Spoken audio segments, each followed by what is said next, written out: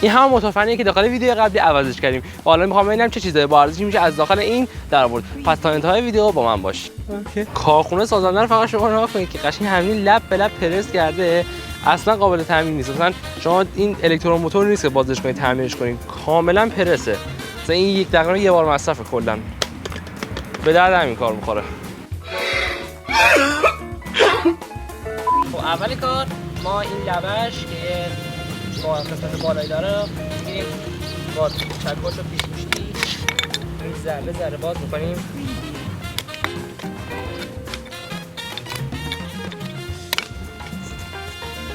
همونطور که میبینید بازش کردم اینو.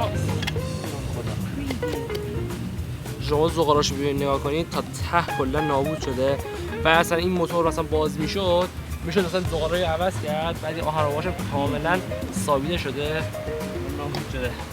ولی مقدار حجم سیمسی که میتونید از این درید خیلی خوبه. حالا ببینیم که درید قطعش کنیم. تا الان من 4 تا آهن‌ربا خیلی قوی ازش درآوردم. انصافا آهن‌ربا خیلی قویه. برای شما نگاه کنید. خیلی آهن‌ربا قوی داره ها. میارزه بازش کنید. به سیاهیش میاد دستم. به سیاهیش میارزه. موتور فنی که 1000 تومان ارزش نداشت، الان آهن‌ربا خیلی خوبی داره. حالا ببینید که سیماش چند گرم سوتی نداره. خب دونه دونه سیما رو از این داخل روتورش از کلکتور جدا می‌کنیم. دونه دونه سیما قشنگ راحت نکنید در میاد.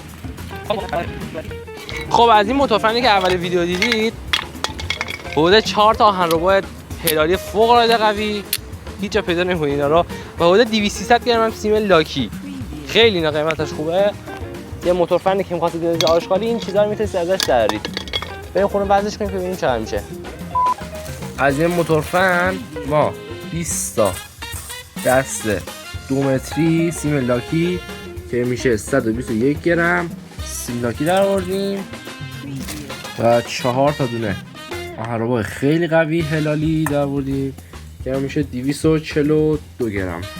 مرسی که تا اینجای ویدیو اومدی. من تاها، اگه من نمی‌شناسی حتما این ویدیو رو لایک کن و چنل رو سابسکرایب کن. با امید دیدار.